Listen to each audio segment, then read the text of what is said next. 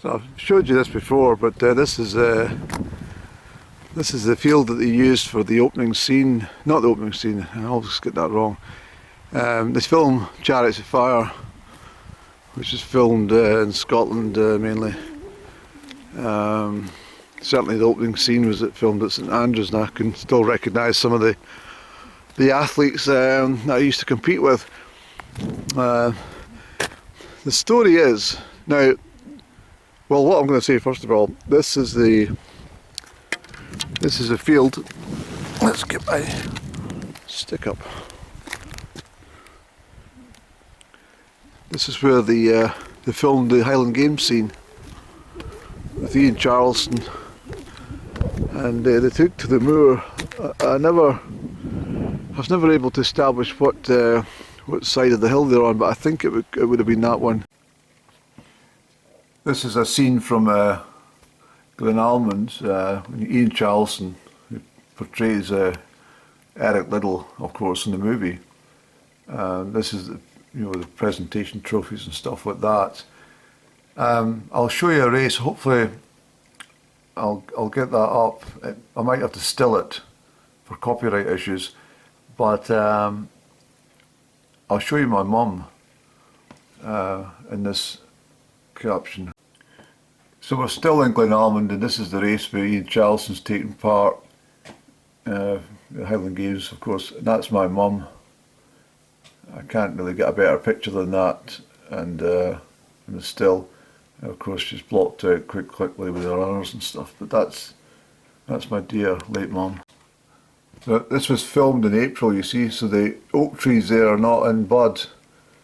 That at the back there is done more. Obviously the camera has zoomed in on the athletes, and this here is Mille Tarsoon, but that's done more. And if you go down in here, that's the Newton Brig.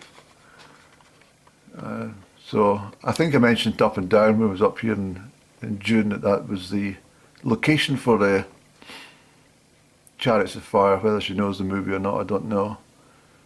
But certainly I've given you a little dialogue at the end here just to give you a whole, well, an episode on what it's all about. When I say all about it, what I mean is I'm not going to give you a whole thing about the movie, but I will give you some build up to some interesting information about the background to this. I think you might be interested, so if you want to listen to my little bit dialogue at the end, please do. I think it lasts a wee bit a while, because you know what I'm like, but it's certainly worth a listen. Very interesting. Okay, I'm going to use this footage from the evening of the 12th of January 23 in this upload at Glen Almond. You've probably seen some footage of mine from Glen Almond before, and you're probably, I think I mentioned, or at least I said that I would maybe touch on this subject, at least do a bit of an upload. I can't remember if that's from the footage I'm going to show you, or if it's something I've previously stated on my channel. But let's kind of start a wee bit at the beginning. The film Chariots of Fire, starring Ian Charleston, who portrayed Eric Liddell. Eric Liddell was a missionary. He was born in China, of Scottish descent. He was his father was a missionary, and the story is that he was a very brief story, because it's quite a lengthy thing. That's why they made a film about it. But Eric Liddell was capped for Scotland for playing rugby. But he was selected for the Olympic Games in Paris, which were held, that's in 1924. And the story is that he refused to take part in the 100-metre heats, as they would be run on a Sunday. He was a very religious man, and people of that era, at least, were very honourable kind of people. Well, they wouldn't have gone shopping to Tesco on a Sunday, for example. The whole thing was a nightmare for the Amateur Athletic Association, and because they'd put such high hopes on him and an English runner, Harold Abrahams, of winning medals for Great Britain, at these 1924 Olympic Games. Nothing would budge Eric Liddell, and he refused to run.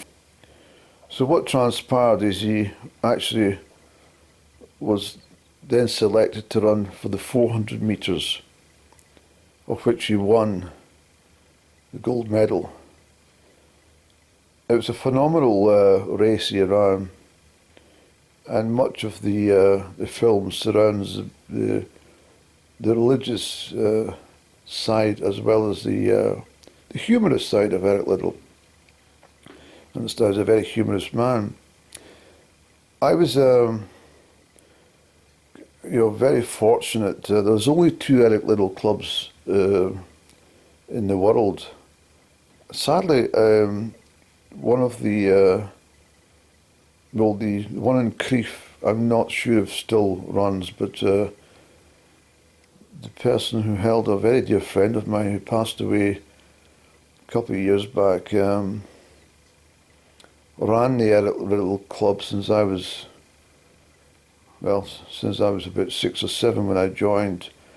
And in order to join the Eric Liddell club, which was really just a boys' club for football and basketball and playing games and swimming. It was a really fantastic setup. But in order to have entrance to the Eric Liddell club, you had to prove that you'd been at the church the Sunday before. And of course, I had perfect attendance at church, as I've maybe mentioned previously, in my junior years. And with the Eric Liddell club, which I'll do a much greater in-depth story about at some point as promised, but you got a little red card which was then filled in by the chap that ran it, and so they combined cards and presentations that I had. I've still got all the books I was presented with for perfect attendance at the church, etc. But the point of my story about Eric Liddell is Chariots of Fire. This book, this is Eric Liddell here, and the book Scotland's Greatest Athlete. Well, I'm sure Alan Wells, who was also Olympic 100-metre runner, 200-metre runner, would say something to say about that. Of course, Alan Wells won gold at the Moscow Olympics, but because he was Scottish, the British establishment didn't give him the proper fanfare that he deserved. This book, the Eric Liddell story, is a very rare book actually. There's very few of them around. This book was gifted to me for attendance at the club, but it's written by a guy called D.P. Thompson, the Reverend D.P. Thompson. You may notice, probably not in this camera, take it from me, I'll put a picture up of Barnoak. Barnoak is the large house that overlooks the War Memorial on the Cormy Road in Crieff.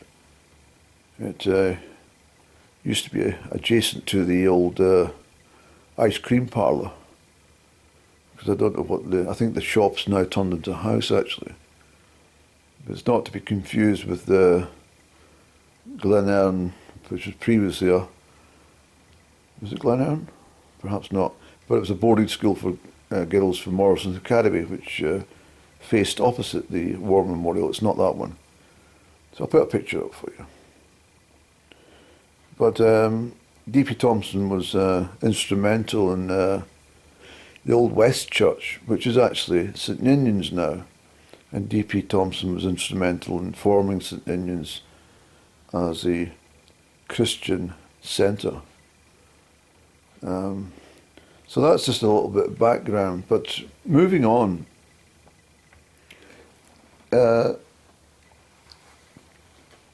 Chariots of Fire was filmed around this area.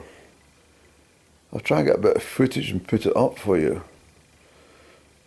My mum was an extra in the movie. I can point her out on one of the scenes. But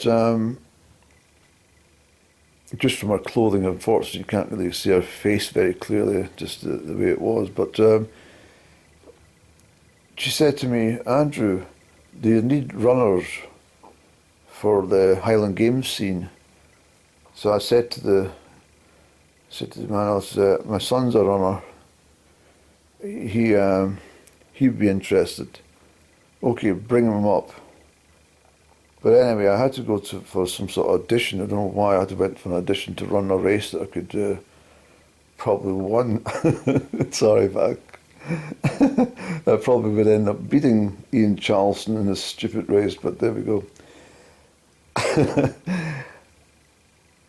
I went to Crieff Hydro for the audition. Also worth mentioning, this film was produced by was it David Putman, and was it Colin Welland? I think Colin Welland wrote the script for the movie Chariots of Fire. But I went to Crieff Hydro for this audition. As I say, the movie nearly collapsed from lack of funds. And it was actually Mohammed Al Fayed who ran Harrods, the father of the late Dodi Fayed, who was killed obviously in the Paris tunnel crash along with Princess Diana and the driver, the chauffeur. But anyway, Mohammed Al Fayed put up £3 million of his own money for the film to continue, and the movie was a success. But his son, I won't give you the full story about Dodi, but he was, in short, told to get himself sorted out in life and do something.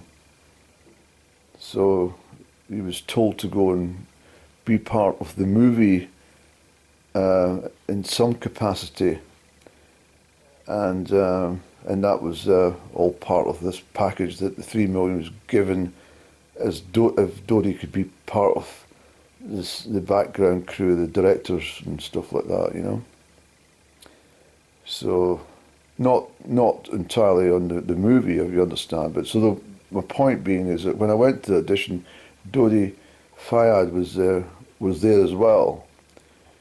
But anyway, I was interviewed, and I gave him all my stuff about my running, and they said, well, it's great, you'll fit the part. Remember, I'm just leaving high school at the time, and so they gave me the part, and as I walked out the door thanking them, I says, that will save me doing such and such O grade. And, oh, Andrew, can you come back and sit down again, please? I says, you mentioned your examinations. I says, yeah, I'd rather do this. And she said, well, unfortunately, no, we can't allow your education to be interfered by this race at the Highland Games. And so I was thoroughly disappointed. And you know, I have a great habit of opening my mouth at the wrong time. It's classic me, actually. I always say the wrong thing at the wrong time, and not a regrettable thing to say, but it certainly put me out the picture, no pun intended. But anyway, what people don't know, and this is what I pick up in this little stuff in Glen Almond, I'll show you the place where the Highland Games scene was filmed. Someone, a journalist, I think, from Crieff, wrote a book. And in her book, she pictured the games park on the other side of the River Almond in the small Glen. And I was absolutely furious that somebody could be so casual and so unknown about something so, well, something that can impact on people's folklore. This, you know, so if I tell you that this is where the games park is, you will say, no, it's in this book, it's somewhere else. You're wrong, Andrew. Well, I can assure you I'm not. So anyway, the place that she had put it in the small Glen would have meant that all the vehicles, the support vehicles, would have had to, cross water. They would have to be of amphibian crafts and stuff to get to this location. So she was completely wrong. Anyway, the other part of the story is, yes, much of it was filmed at in Glen Almond. And also, I think there was actually some filming at Glen Almond College, if I'm correct in saying, but certainly there's some filming at Fowles Wester Church too. But anyway, that's probably a long enough introduction for anybody.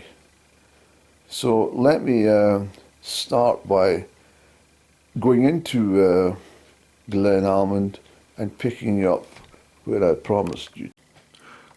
Well, as you can appreciate, there's absolutely no need to do that because I've already put that on the movie here, and that's the dialogue which I'd completed prior to the earlier upload. So what I'll do is I'll take this information and join it together, and then I'll load it onto YouTube, and hopefully somebody will get some enjoyment from that.